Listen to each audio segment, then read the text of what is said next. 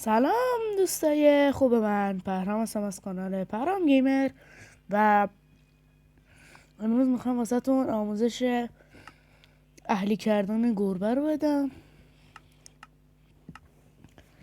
و اینجا میخوایم ما گربه رو اهلی کنیم و چیزایی که نیاز داریم یه دونه از ایناست واسه گربهمون، یه دونه بنده، یه دونه از این چوبا و دو سه تا از اینا که بذاریم گربهمون توش فرار نکنه ناخلا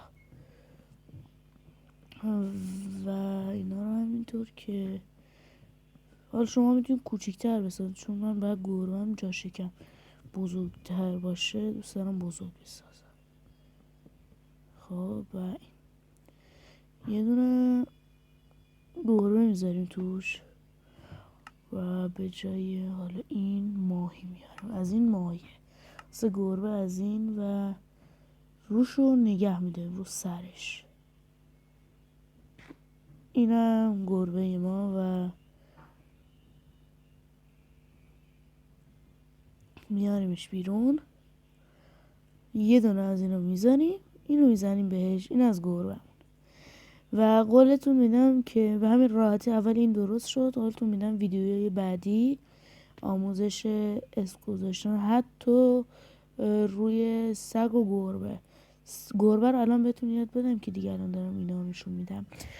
واسه گربه تنها کار که بکنین یه دونه این میخواد، یه دونه این. حالا ما اینقدر بیشتر نمیخوایم، پرهام و این تموم شد.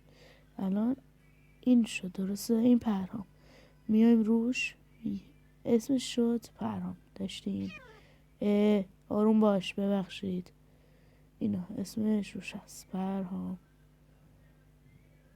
و این. ویدیوی بعدی آموزش اسم گذاشتن روی سگ و اهلی کردن و نمیدونم بقیه چیا رو تو ویدیو بعدی بهتون یاد